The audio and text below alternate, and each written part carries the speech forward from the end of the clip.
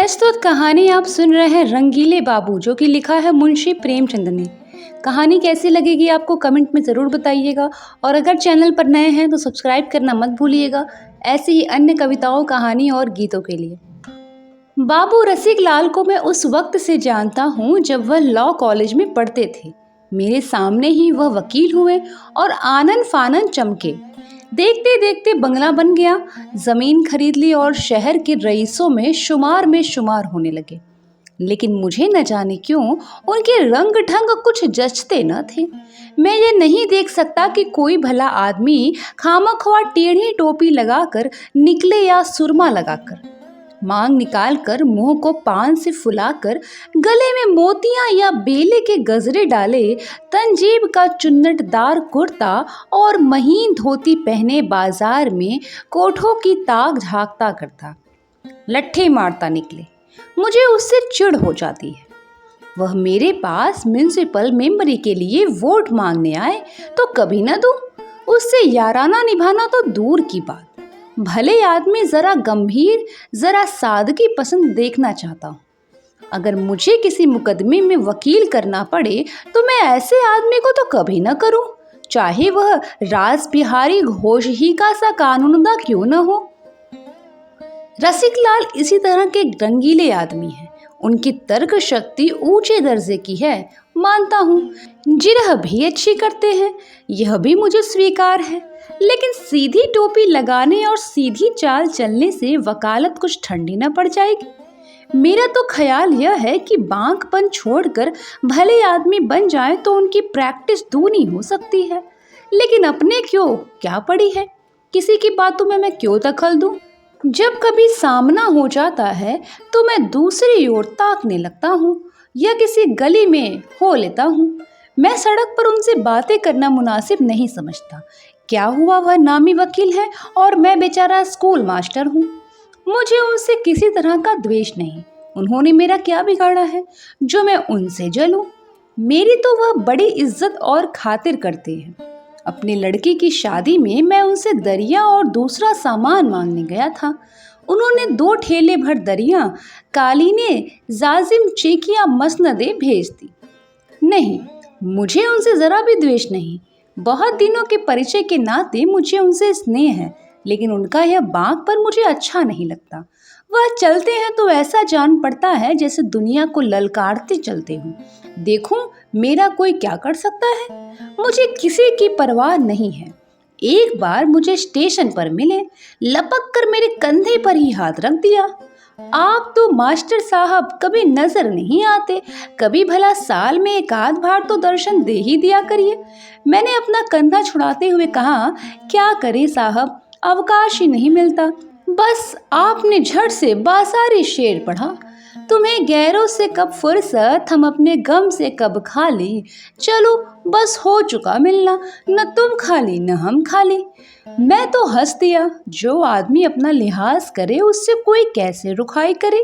फिर बड़े आदमियों से बिगाड़ करना नहीं चाहता। न जाने कब अपनी गरज लेकर उनके पास जाना पड़े।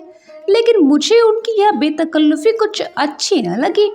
यो न मैं कोई तपस्वी हूँ न जाहिद। अरसिक होना उसका बागपन से भी बुरा है। शुष्क जीवन भी कोई जीवन है जिसमें विनोद के लिए स्थान ही न हो। वन की शोभा हरे भरे सरस वृक्षों से है, सूखे हुए ठूठों से नहीं। लेकिन मैं चाहता हूँ आदमी जो कुछ करे छिपा कर करे। शराब पीना चाहते हो पियो, मगर पियो एकांत में। इसकी क्या जरूरत कि शराब में मस्त होकर बहकते फिरो। रूप के उपासक बनना चाहते हो बनो, लेकिन इसकी क्या जरूरत है कि वेश्याओं को दाएं बाएं बैठाए मोटरों में अपने छैलपन का ढिंढोरा पीटते फिरो। फिर रसिकता की भी उम्र होती है।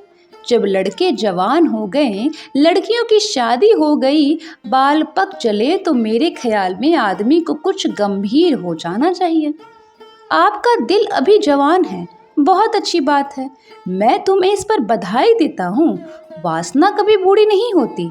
मेरा तो अनुभव है कि उम्र के साथ साथ वह भी प्रौढ़ होती जाती है।